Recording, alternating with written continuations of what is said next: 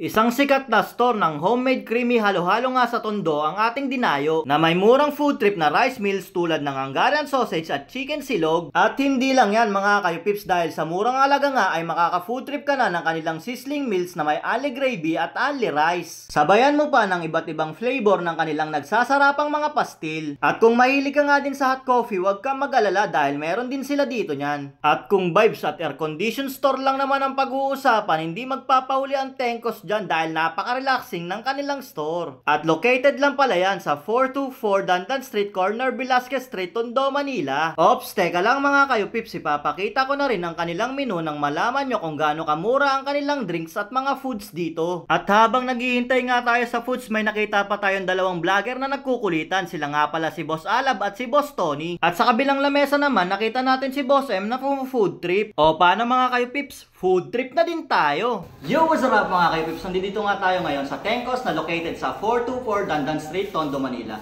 At sikat nga sila dito sa pinagmamalaki nilang halo-halo. At ngayon meron sila ditong bagong mga meals.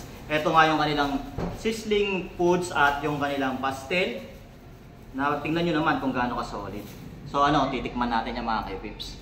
Umpisahan nga pala natin dito sa kanilang chicken pastel. Kita nyo naman oh, kung gaano ka-pulido yan.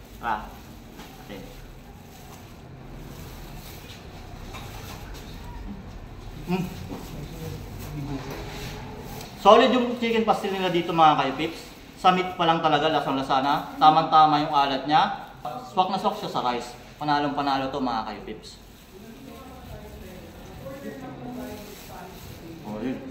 At ngayon, titikman naman natin ang kanilang sizzling Hungarian. Take note mga kayo-pips.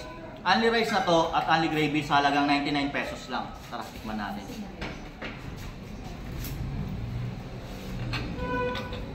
Ito, yun naman oh. Panalo. Yung Hungarian nila dito hindi katulad sa iba na, yung iba kasi di ba maalat-alat. Ito, sakto, swak, sarap. Tikman natin to sa rice. Parinig ko na naman yun. Manalo. At ito nga mga kay-pips, titikman na natin ang kanilang Tengkos halo-halo. Ito nga pala yung halo-halo na the best in town. Ito nga pala yung kanilang cheesecake halo-halo. Kita nyo naman kung gaano kapulido yan.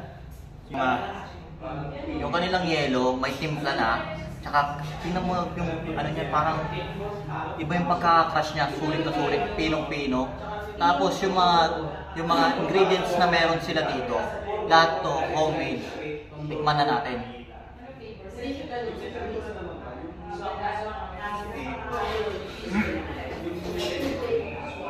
Mga kayo-pips, yung sa yelo pa lang nila, creamy na talaga.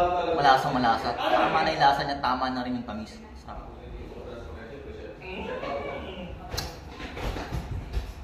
Tikman natin siya ng may langka tsaka yung may leche.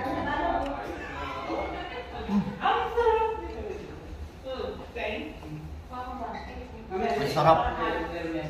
Yung leche plan nila, malambot, hindi siya dry. Sa langka naman nila, swak yung tamis. Ito kunin natin to, kasama yung ube, tsaka yung cheese, yung cream cheese nila. Yung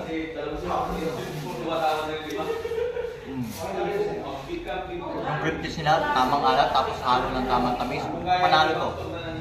Mga kay-pips, halagang 89 pesos. Ako, hindi ka nalugi sa laki na itong kanilang halo-halo at sa solid ng lasa nito. Kung ako sa inyo, dayuhin nyo to, solid.